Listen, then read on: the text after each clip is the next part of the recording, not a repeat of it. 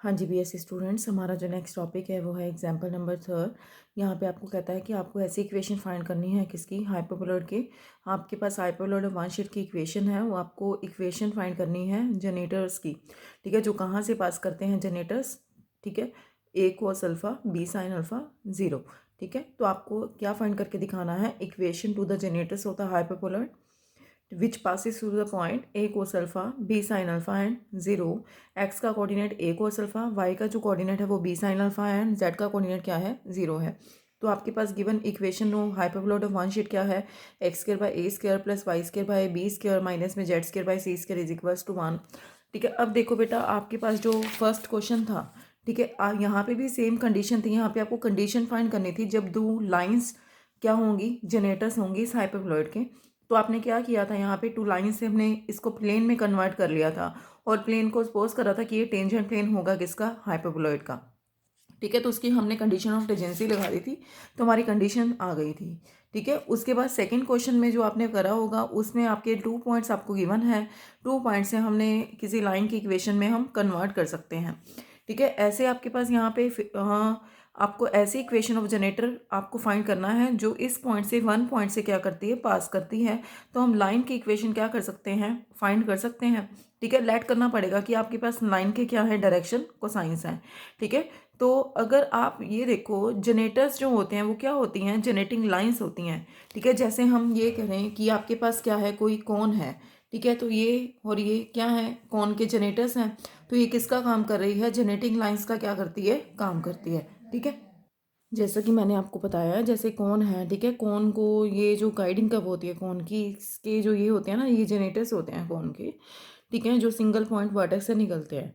ठीक है, तो जनरेटिंग लाइंस, जनरेटर ही क्या है, जनरेटिंग लाइंस होते हैं। ठीक है, तो हमारे पास जो ये मूविंग स्ट्रेट लाइंस हैं, क्योंकि ये मूव करेंगे तभी ये वाला सरफेस जनरेट होगा ना। ऐसे ही हमारे पास हाइपरबोलॉइड में होता है। हाइपरबोलॉइड वन शीट की शेप जो होती है ना, वो कैसी होती है, डमरू जैसा होता है ना, वो वाला होता है। ठीक है, डमरू शेप का होता है, इस टाइप से आपका आ जाएगा। ठीक है, जैसे ये हो गया, ठीक है, ये हो गया, तो यहाँ से इस टाइप से हमारे पास क्या हो गया, एक डमरू। मेरे को ड्राइंग इतनी अच्छी आती नहीं है। ठीक है, अब देखो डमरू शेप का होता है। जैसे ये होता है कि ये क्या है, एक डमरू टाइप का है ना, उस ये होता है कि हाइपरबोलॉइड ऑफ वन शीट ये होता है। बस आपको इतना गहराई में नहीं जाना कि इसकी शेप क्या होती है, कि इस टाइप से, बट आपको स्ट्रेट लाइन की इक्वेशन फाइंड करनी है। स्ट्रेट लाइन जो है ना आपकी, जो भी आपके जनरेटर्स हैं, ठीक है, ये इस पॉइंट से पास करते हैं। मतलब ये जो पॉइंट्स हैं जनरेटर्स के ऊपर लाई करते होंगे, तो एक जनरेटर्स क्या है, एक स्ट्रेट लाइन का काम करती है ना। तो यहाँ से आपके पास स्ट्रेट लाइन की इक्वेशन बनाने के लिए मैंने एलिमेंट डायरेक्शन को साइंस सेलेक्ट कर लिए, कि डायरेक्शन रेशियोज या डायरेक्शन को साइंस भी इसको बोल सकते हैं। तो यहाँ पे x माइनस में A cos alpha by L is equals to Y minus में B sine alpha by M is equals to Z minus 0 by N is equals to R. तो ये जनरेटर के जो पॉइंट है, यहाँ से आप x की वैल्यू निकाल सकते हैं।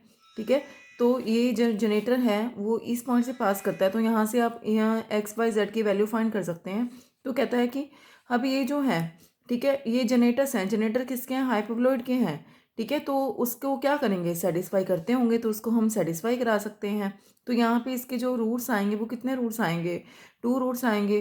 तो हमने कंडीशन फाइंड करी थी ना, कि अगर आपके पास कंडीशन जो होती है कि लाइन जब ये इस हाइपरबोलॉइड को क्या करती है, सेटिस्फाई करती है, लाइन के डायरेक्शन को साइंस भी सेटिस्फाई कर रहे हैं और इसके पॉइंट्स भी इसको सेटिस्फाई कर रहे हैं।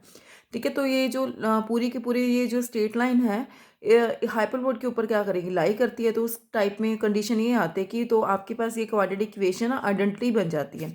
ठीक है, मैंने आपको लास्ट लेक्चर में ये चीज़ बताई थी। ठीक है, तो यहाँ से हमारे पास क्या आएगा, L square by A plus M square by B minus में एन स्केयर बाई सी 0, और ये भी आपका क्या होगा, 0 के इक्वल हो जाएगा।